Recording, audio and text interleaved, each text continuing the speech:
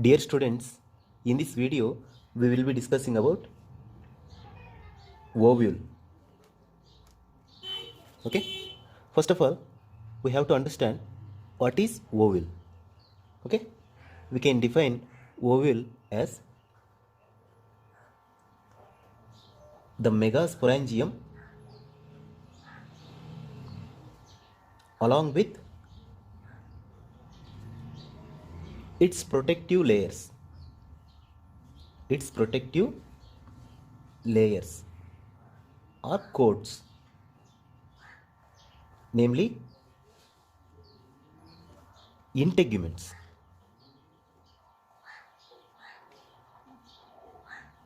is known as ovule.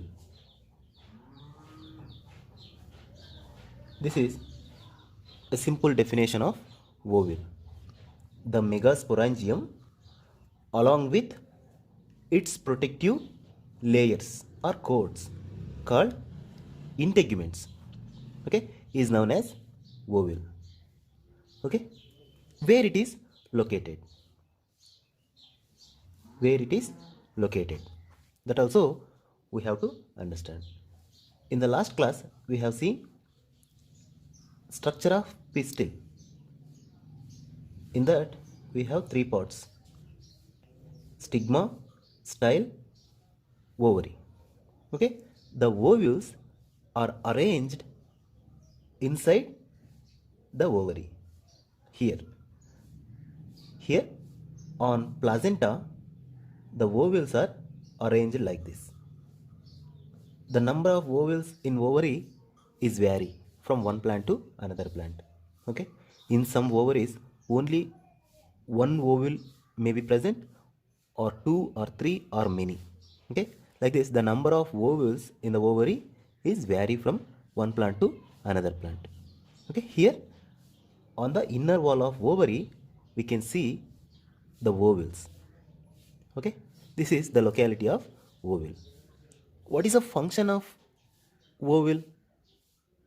We can say that ovules are nothing but they are forerunners of seeds. Okay, forerunners of seeds means they are nothing but, ovules are nothing but premature seeds, we can simply say.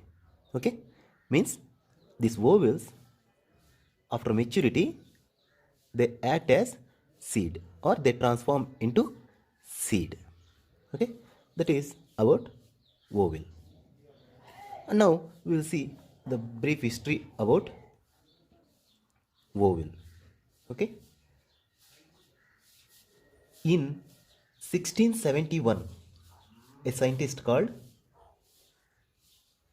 Grieve, and in 1675 another scientist called Malpighi. Okay, these two scientists first time they provide simple structure of a typical ovule. Okay, these two scientists described the most conspicuous spots of the ovules for the first time by using a simple basic microscope.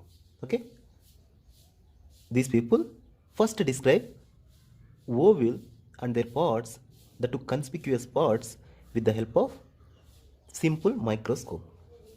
Okay, this is the initial step in the ovule history. Okay, after that one more scientist called Turpin in 1806 he described about micropyle. This is one part in the ovule that we will see little bit later. Okay, Turpin, a scientist, he described about micropyle. And next one more scientist called Mirbel, he introduced the term nucellus. It is also a very important part in the ovule. It is a type of tissue which is present in the ovule at center. Okay, the nucellus term is first used or given by Mirbel. Okay, Mirbel.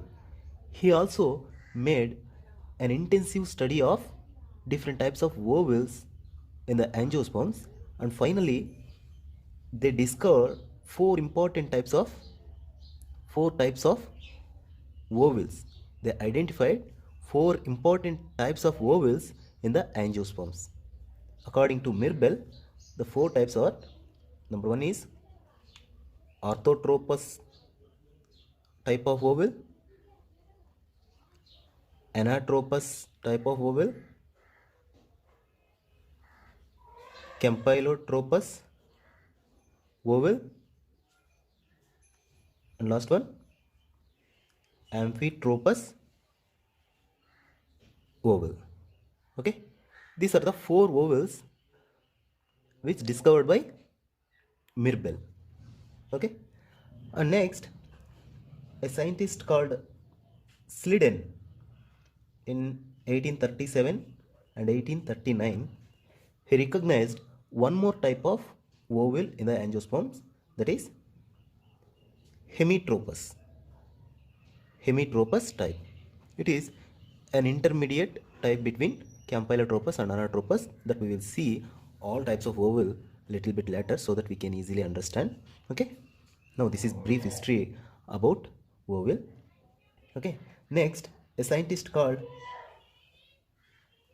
Van Tighem in 1898, he introduced two important terms. They are tenuinucellate and crassinucellate. These two are very important terms which is related to the amount of nucellus present in the vowel. Based on the amount of nucellus present in the vowel, he classified all vowels into two types. One is tenuinucellate type vowels, second one is crassinucellate type of vowels.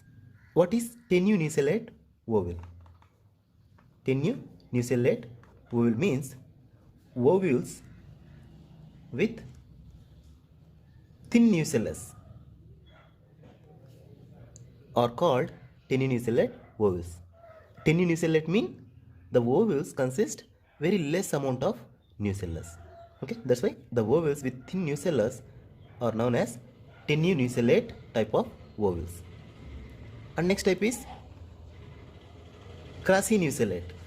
Crassinucellate mean it is completely opposite to the tenuinucellate type of vowels. Means here the nucellus is very bulky, or the quantity of nucellus is more here.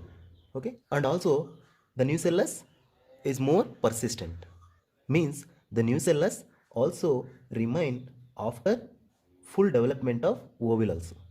Okay, first we will go through the structure of vowel, after that we can easily understand these all things. Okay, now we will see a structure of typical angiosperm vowel. The structure of typical angiosperm vowel. Okay, as per our definition, the megasporangium, first I will draw megasporangium. It is a megasporangium. Okay, in the anther we have seen microsporangium, means in anthers microspores will be produced. Here we are calling it as megasporangium, means here in the future megaspores will be formed or produced. That's why it is megasporangium. Okay, it is nothing but a tissue. Okay, megasporangium consists a tissue called nucellus. This is a simple tissue which is called nucellus. Okay, the megasporangium along with its protective layers, namely integuments. These two are integuments. Okay, these two are integuments. Okay, the megasporangium along with two protective coats, namely integuments. together called as ovule. Okay, the ovule consists one megasporangium in the center surrounded by two envelopes called integuments. Integuments, okay, is called as ovule. Okay, now we will see other important parts of ovule also, so that we can easily understand. Okay, the ovules are attached to the placenta with the help of a stalk called funicule. This is funicule. Okay, it is a stalk-like structure which is useful for the attachment of ovules to the placenta. Here I am talking about here. This structure is called funicule. With the help of funicule, it is attached to the ovary wall, that is placenta. Okay, this articulation zone is known as hilum.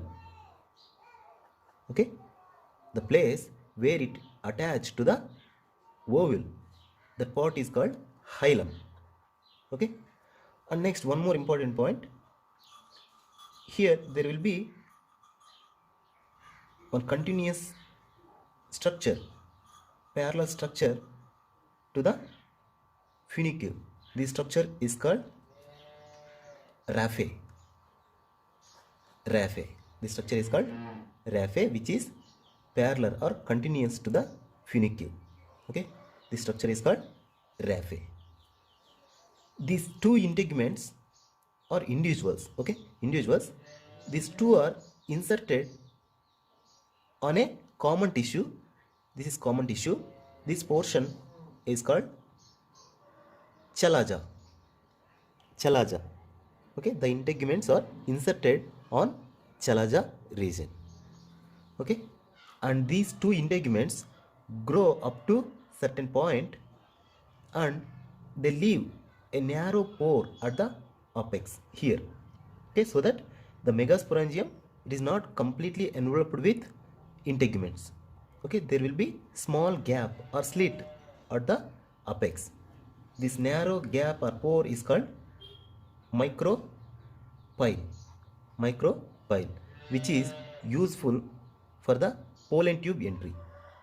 During fertilization, the pollen tube will enter through this micropyle pore.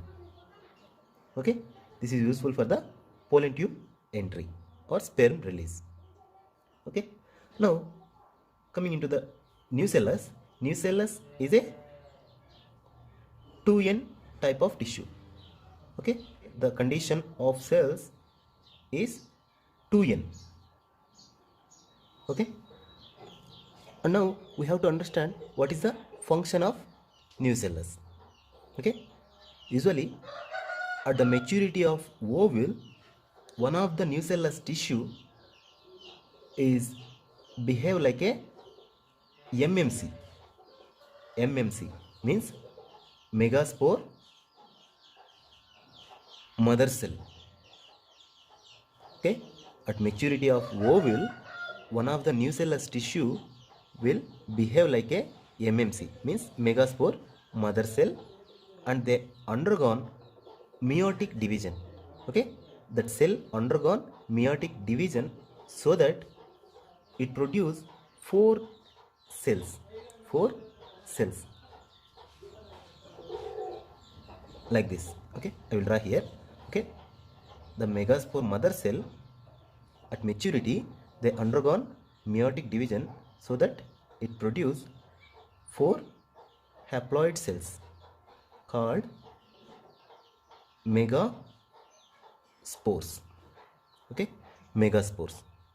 From these megaspores, only one megaspore cell, which is placed towards chalaza end. Only the megaspore which is placed towards chalaza is become active on fertile, and they will give rise embryo sac. Embryo sac. Remaining 3 are degenerate usually. Okay, the 3 cells towards micropylar region, these 3 cells are degenerate. Only one cell which is placed towards chalaza end that will become fertile and they form one fertile embryo sac. This is a common phenomenon. Okay. Here the cell produce or form one fertile embryo sac. Okay. We will see how this single megaspore will give rise embryo sac. Okay. Very briefly we will see here. After that we will see in detail. Okay. We have a single cell now, that is megaspore cell. It has one nucleus. Okay. During the female gametophyte development, the nucleus undergone one mitotic division. Okay, one mitotic division. Only it is free nuclear division. Means there is no wall formation. Only freely the nucleus only dividing mitotically here. Okay, this is first division. So that we got two nuclei inside the megaspore. These two nuclei, one is moved towards chalazal end, one is moved to micropellar end. After that, again this nuclei undergone one more mitotic division. This is also free nuclear division only, like this. After some time, again these two nuclei are undergone one more mitotic division, like this. What happened? At both ends we have 4 nuclei. From these nuclei, one nuclei from chalazal end and one nuclei from micropylar end, both are moved towards the center of megaspore cell. Okay, so that here there will be 2 nuclei, here there will be 3 nuclei. Means the structure will be like this. In the center 2, in the chalazal end there will be 3. The micropylar end consists 3 nuclei. Okay, now we have 8 nuclei. And now we can see each nuclei transform into one cell, like this. Means it develop a cell wall around the nucleus, like this. So that we can see 3 cells at chalazal end, 3 cells at micropylar end, and 1 cell in the center. Means remaining all megaspore behave like a single cell. Means it is big one. Okay, these 3 are small, these 3 are small, only the center one is very big. So that we have total 7 cells in the embryo sac. Okay, 7 cells. What about nuclei number? The nuclei number is 8. Means we have 8 nuclei, 7 celled condition in the embryo sac. In the common embryo, we can see 7 celled and 8 nuclei condition. It is very common type. Okay, this structure we should place it here. Okay, this is all about ovule structure. The entire thing act like seed. That also we need to understand. Okay, these integuments will behave like seed coats. Outer integument behave like outer seed coat, that is testa. The inner integument behave like inner seed coat, called tegmen. Okay, the embryo sac, it is the place where the embryo will be developed. Okay, from the egg cell. This is egg cell. These 2 are synergids. This is polar nuclei. These 3 are antipodal cells. Antipodal cells. These egg nuclei will give embryo in the future. The center polar nuclei gives rise endosperm, which is useful for the embryo development. Okay, this is all about ovule. Now we will see the structure of typical ovule with the help of this beautiful diagram. Okay, this is a LS of typical ovule. Okay, it is all tissue. Okay, tissue. Here we can see funicule, which is a stalk useful to attach the ovules to the placenta. This is placenta. This is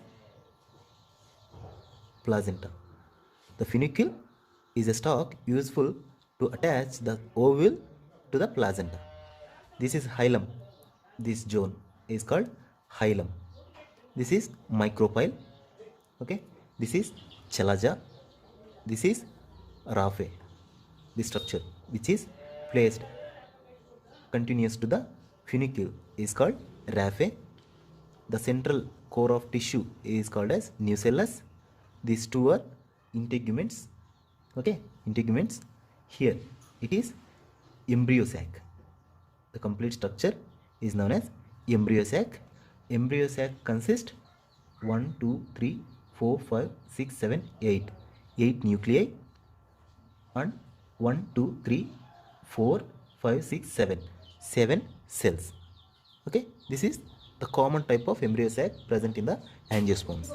Inside the embryo sac, we can see 3 cells at one end, that is chalazal end. This set is called antipodals. Okay, 3 cells at micropylar end. The cells are called egg operators. Egg operators. In the center, there will be egg cell. The side 2 cells are called synergids. Synergids. In the center, we can see polar nuclei. Okay. During the fertilization, 2 sperms will be released inside to the embryo sac. Of the 2 sperms, one is fused with egg cell, another one is fused with polar nuclei. Okay. After first fusion with egg cell, it will give rise embryo. That is first fertilization. The second fusion with polar nuclei, it will give rise endosperm. That is a nutritive tissue for the embryo development. Okay. These two are related to fertilization that we will see little later. And now we will see 2 more important terms what the Van Tighem proposed. They are teninucellate and crassinucellate type of ovule. Okay. Teninucellate means actually here we drawn crassinucellate type of ovule, means here the nucellus is very bulk. Okay. It is example for the crassinucellate type of ovule. But whenever the nucellus is very thin or very less, the type of ovules are called tenunucellate type of ovules. Okay, tenu. You just remember this like thin nucellus, so that it is called tenunucellate type of ovule. But in crassinucellate ovules, we can see bulk amount of nucellus.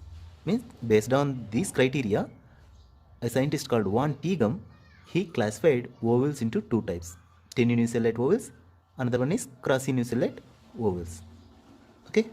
Next, here there is one more classification also based on the number of integuments. Okay.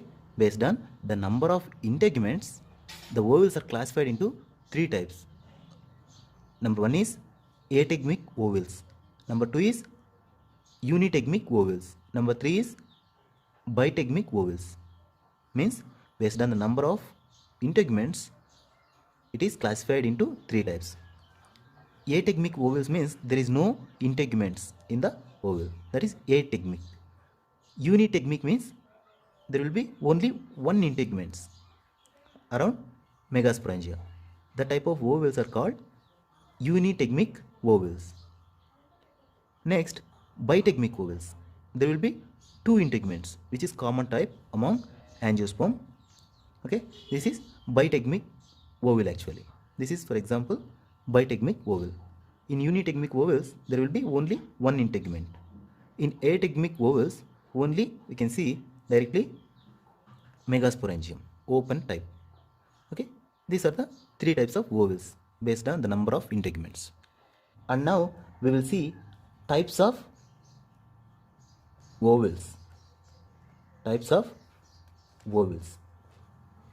Here the classification mainly based on the position of the micropyle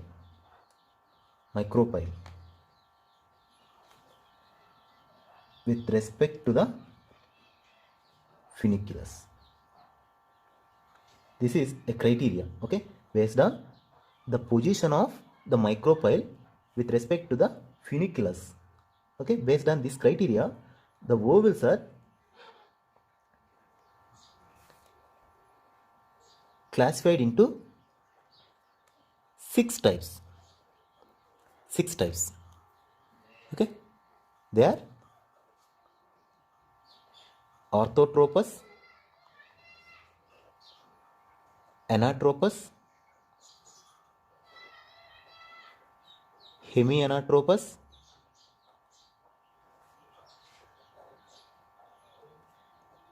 campylotropous,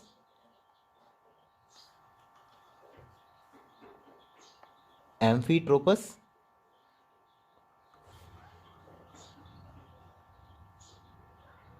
circinotropous. These are the six types of ovals in the angiosperms.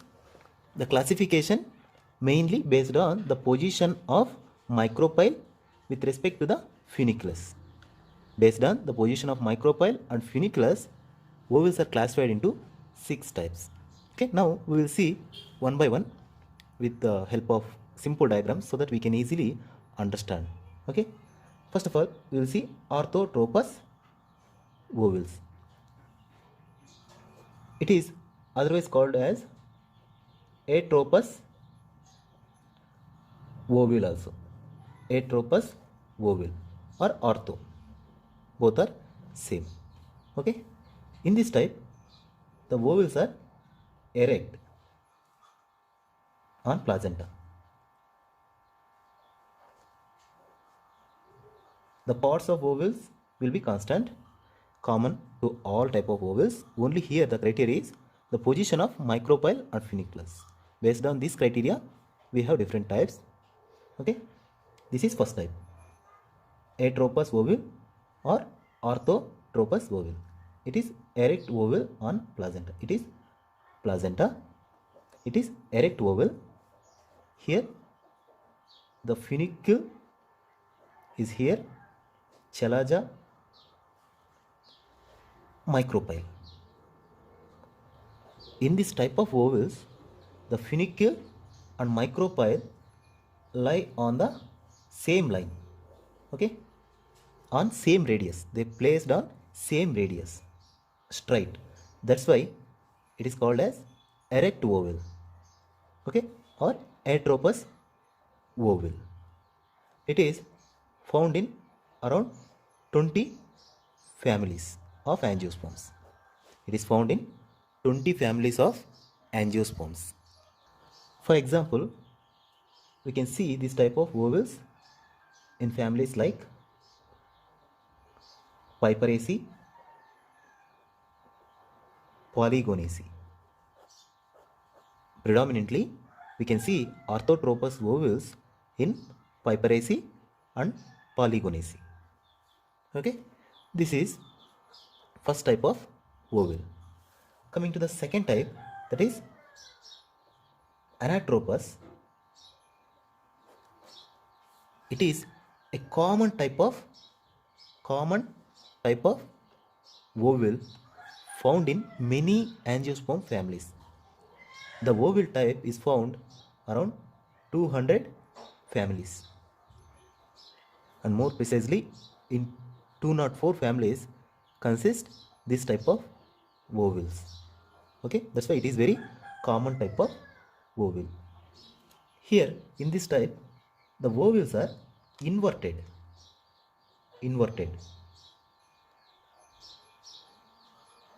like this.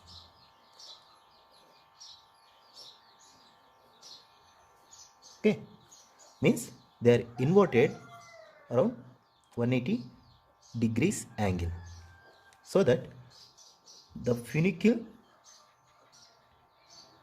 and micropyle come very close to each other. Here micropyle, here funicule. They are placed side by side or very close to each other. That's why this type of oval is called as inverted oval. Inverted oval. It is common oval among angiosperms. It is found around 200 families of angiosperms. Okay, you can see this type of vowels in Austeracea and Lamiaceae. In Asteraceae and Lamiaceae, we can see this type of vowels. Okay. The third type is hemianatropous. Hemianatropous type. In this type, the vowels are inverted at 90 degrees angles. 90 degrees angles. For example, this is funicle. Here the vowels are inverted at 90-degree angles. These two are integuments. Okay, here it is nucellus, embryo sac, micropyle, funicle, like this. The vowels are inverted at 90 degrees angle so that the micropyle and funicle placed in 90 degrees angle. Here the micropyle, here the funicle. Okay, these type of vowels are found in Malpighiaceae. Malpighiaceae, this family name, and also Primulaceae.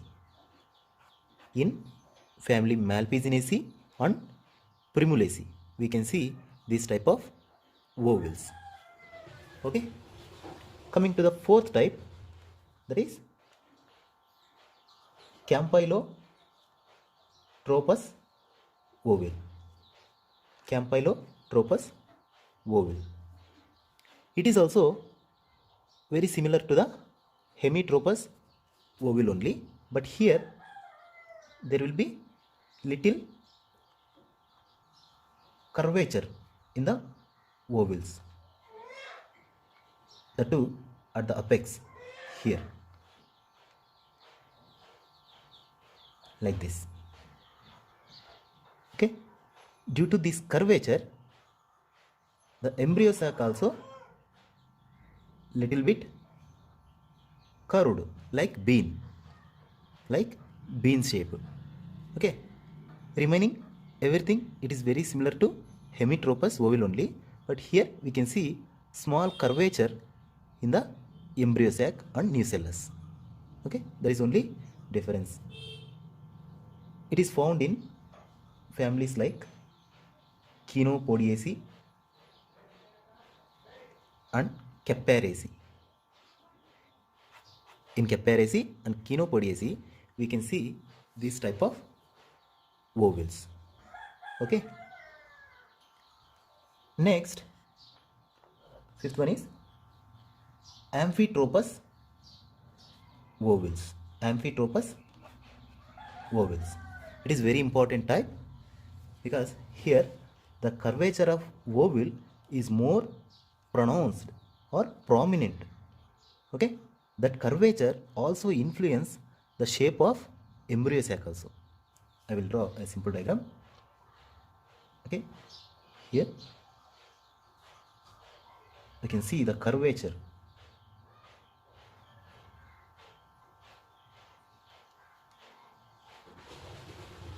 This is the vowel. Here the nucellus is very curved, so that the embryo sac also curved like horseshoe shaped. Very important. Okay, due to this curvature of nucellus, it also curve the embryo sac also, so that the embryo sac appear like horseshoe shaped. It is very important. We can see horseshoe shaped of embryo sacs in amphitropous vowels. For example, we can see this type of vowels in Amaranthacea, Alismataceae, Butamaceae. We can see these amphitropous vowels in Amaranthacea, Alismataceae, Butamaceae. Okay, it is very important vowel. we can see horseshoe shaped of embryo sacs in the Amphitropous ovis. Okay, now the last one is Circinotropous ovis. It is very interesting oval or very peculiar oval. Here in this type, the oval is surrounded by a spring-like funicule. Means here the funicule is very long, very long. It is twisted around oval like a spring, like this. Here there will be common oval as it is. Okay, this is oval. Here the interesting thing is the funicule is very long. This is all funicule only. Okay, it is completely take a round around oval. Okay, like a watch spring. Okay, it is completely take a 360 angles of curve around a common oval that we can observe in Cactaceae family.